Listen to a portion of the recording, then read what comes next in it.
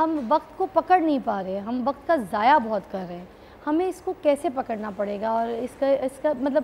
جو ایک حکمت ہے وہ کیا ہے؟ میں کیونکہ بنیادی طور پہ ایک استاد ہوں اور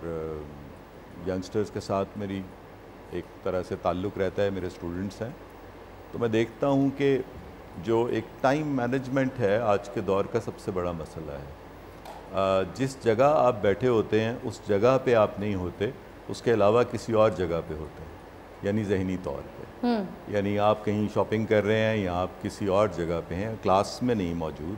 تو یہ جو اٹینشن سپین کا مسئلہ ہے اس وجہ سے وقت جہاں آپ ہوتے ہیں وہاں بھی پوری طرح سے اویل نہیں ہو سکتا.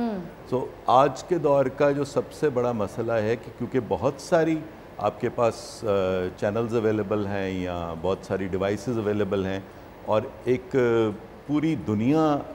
کہہ لیں کہ میسر ہے کچھ بھی مختلف چیزیں کرنے کے لیے، تو وہ جو اٹینشن سپین کی وجہ سے یا مختلف طرف دھیان ہونے کی وجہ سے جہاں آپ موجود، جہاں آپ کو ہونا چاہیے وہاں نہ ہونے سے وہ لمحہ بھی گزر جاتا ہے جو لمحہ آپ کو میسر ہوتا ہے. And that is I think is the greatest challenge right now. کیونکہ اب اور اب اور اب اور اب اور اب ایک لمحہ موجود ہے، باقی خواب ہے سب. تو وہ جس لمحے میں جو کچھ کر دینا چاہیے، جیسے ابھی بہت ہی ان کا واقعہ ہم سن رہے تھے، تو اس میں دیکھیے کہ